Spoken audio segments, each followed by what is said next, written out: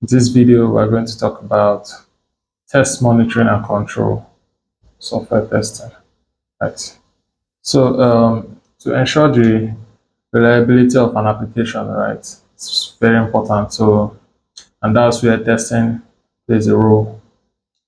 The testing process itself requires like careful management and oversight to guarantee efficiency, and effectiveness. That's where test monitoring comes in.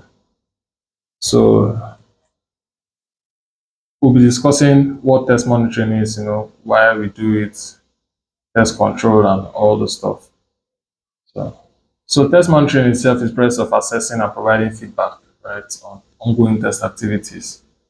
So it involves comparing the current state of testing tasks and the predefined plan to check how far testing has gone through, you know, current milestones, etc. Right? It helps stakeholders to stay informed of the testing efforts and the quality of the software being developed, right? Provides visibility whether testing is on track or not, basically. That's test monitoring, right?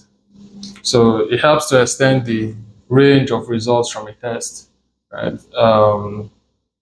My the developer might design a test with a particular set of information, right? But gathering more information, sees that there's a lot more to be done. So they help to refine the test procedure. Helps with experimenting with additional criteria, right? Can help researchers with more amount of information and add more variables to test, right? So, what are typical monitoring tasks, right? Typical monitoring tasks involves providing updates to QA team and stakeholders about the ongoing sprint cycles, sharing the current test results with everyone involved, keeping track of the test metrics, and planning and determining what to do next based on the tracked test metrics. Right. So what kind of metrics are we talking about here? What kind of test metrics are we talking about? Monitoring test involves tracking various metrics to assess the progress, right, quality and effectiveness of the testing process. So some metrics are test case execution metrics, how many test cases have passed, failed, blocked, on hold, etc. Test preparation metrics, right?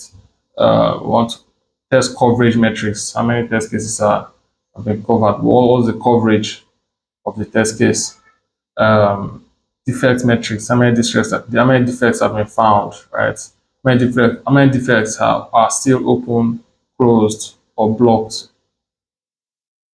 There's requirement traceability metrics. What's the amount of traceability between your defect metrics and your requirements and your test case documentation. You know, dates of milestones, obviously. There's subjective confidence of testers in the product. How confident is the tester in the product? Testing costs, what it costs to perform that test, right?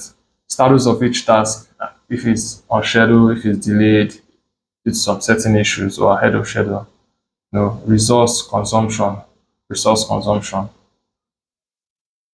So yeah, so those are the metrics that we test, right? Are the metrics that we test.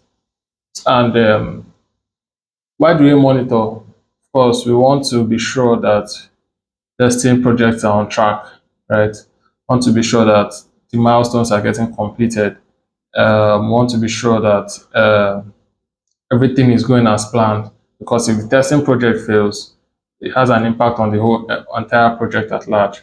The whole project can fail if the testing project fails. So this is why it's very important to keep track and monitor all testing activities going on within the project. So of course, when things don't go well, you want to ask some certain questions. Why didn't they go well? Why didn't your team perform well? Did you monitor effectively? Did you miss the deadlines? What happened? Right. So effective monitoring helps you to catch issues and plan changes very early. Shows everyone where the project is right? And if the plan is matching reality, helps the manager to ensure that the project is on track with goals and helps to adjust resources or budgets when needed. So some other things we monitor are, monitor the costs of the testing project, monitor the schedules, monitor resources, monitor the quality of the project, monitor the quality, right? Ensure that everything you're doing is being done properly, right? So these are some of the other things we monitor. So we can gather data on monitoring activities, depending on the project, right? You can gather it weekly, monthly, quarterly. But it's good to gather data really frequently to help inform decisions. All right. So test control is a crucial aspect of software testing that involves managing and regulating the testing process, right? And to ensure it's effective and efficient, right? So use the information from test management process to make decisions, and that will impact the course of the testing project. So that's test control. Of course, there's some best practices in test control is to follow standards, right? There are global standards for test control. It's a good thing to know them and follow them, right? All the projects should stick to the same guidelines, right? When the processes are standardized, it becomes easier to analyze things, right? Communicate effectively and help team members to understand the situations more clearly. Proper documentation, you can't rule this out. Proper documentation is of utmost importance. Document everything. Leaving that paper trail is a very good way to keep a lead on things, right? Proactivity, you need to be very proactive when controlling a test project or when monitoring a test project. You don't need to wait for the problems to arise. You need to foresee these problems and fix them before they arise. You need to utilize automated testing where necessary. Very important. Utilize automated testing where necessary. When repetitive testing tasks occur, it's a good thing to utilize automated testing to help reduce the time taken to run those tasks. Anyway, so that's all for test monitoring and control.